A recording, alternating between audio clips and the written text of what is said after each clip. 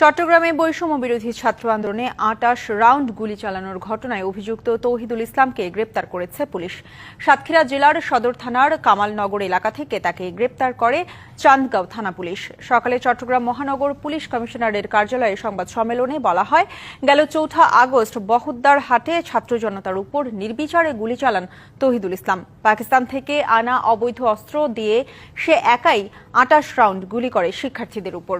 ৫,০০০ টাকার চুক্তিতে বৈষম্য বিরোধী ছাত্র জনতার আন্দোলনে গুলি চালানোর কথা স্বীকার করেছে তৌহিদুল ইসলাম।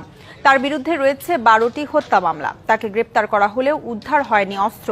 গ্রেপ্তার তৌহিদ চান্দগাঁও ওয়ার্ডের সাবেক কাউন্সিলর এসরারুল হকের অনুসারী হিসেবে পরিচিত।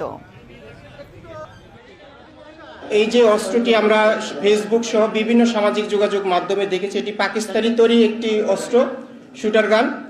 এটি দিয়ে সে গত ৪ আগস্ট ছাত্র জনতার আন্দোলন চলাকালে সে একাই ২৮ রাউন্ড গুলি ফায়ার করেছে বলে সে আমাদের পুলিশের কাছে স্বীকার করেছে। তার বিভিন্ন সহযোগীরা রয়েছে এবং তার কাছে আমরা আরো যেটি জানতে পেরেছি, তার কাছে একাধিক অস্ত্র রয়েছে, যেগুলো উদ্ধার করার জন্য আমরা ইতিমধ্যে কাজ করছি।